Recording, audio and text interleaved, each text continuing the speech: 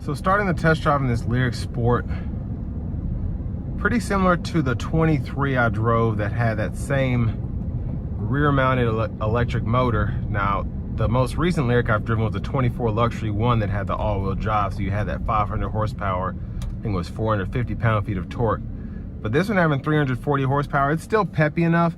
It just doesn't feel as quick, but still plenty of pickup when you need it.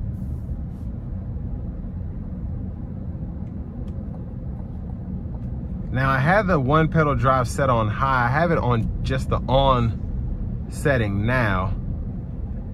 And I actually like the on setting a little better as of now, but I'm gonna try and use the high setting.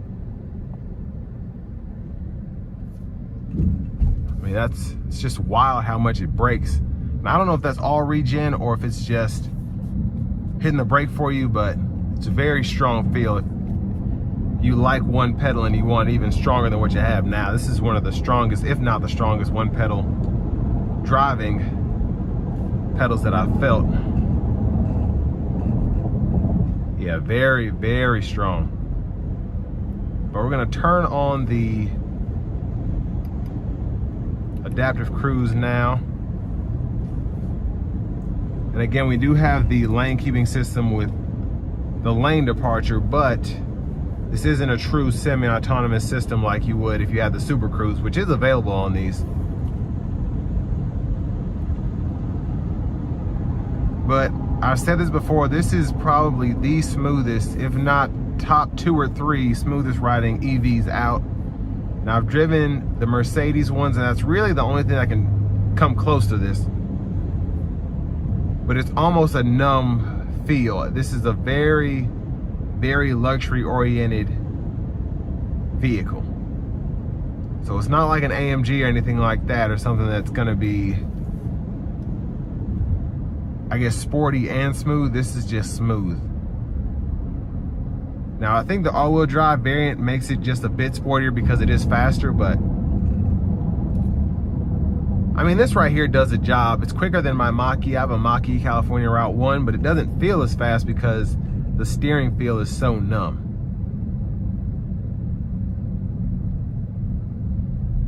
But yeah, that feels like I'm hitting the actual brake pedal hard on that high mode. So that's cool to have, but I'm gonna just stick to regular. Now again, this is one of the smoothest riding EVs out here. So the ride itself is very comfortable, on top of being very, I guess, non-intrusive, especially going over bumps. But for me, again, it's not meant to feel fast. It's meant to feel swift. And I think one of the reasons this is one of the more anticipated vehicles in the EV lineup is a lot of people want an EV, but they don't want something that rides as harshly as pretty much everything else is out right now. Specifically, if you're looking at a Tesla Model Y, or if you're looking at a Mustang Mach-E, this is gonna have that in terms of ride quality by quite a bit. Now again, the steering is not going to feel as stiff. It's not gonna feel as controlled. This feels like I'm driving an Escalade. I guess more like an XT5, honestly. This feels like I'm driving an XT5 that's electric.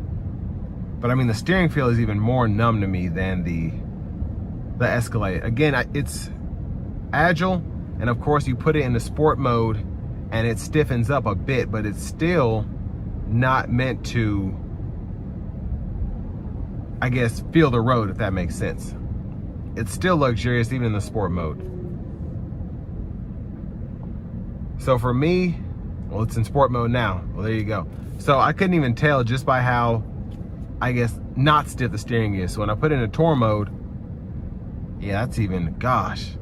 It's just crazy how they made this where you literally,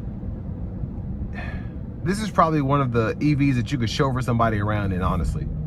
It's just that nice. But one of the smoothest driving EVs, again, on the market. Now the price point, with it being mid 60s, well, this one being 63 and some change, I'd rather just pay the extra $3,500, get all-wheel drive, because the EPA estimate is only 3 or 4 miles less, I think, with the dual motor variant as opposed to this single motor variant. And of course, with that big 102 kilowatt hour battery, range shouldn't be an issue either, because you're getting 300 plus on both of them. But I think this is a great start for Cadillac in terms of EVs. Can't wait for the Escalade IQ to come out. I'm excited to drive that. But I mean, just a really good driving and very luxurious electric vehicle. And this will bring me to the end of my review of this 2024 Cadillac Lyriq Sport 1.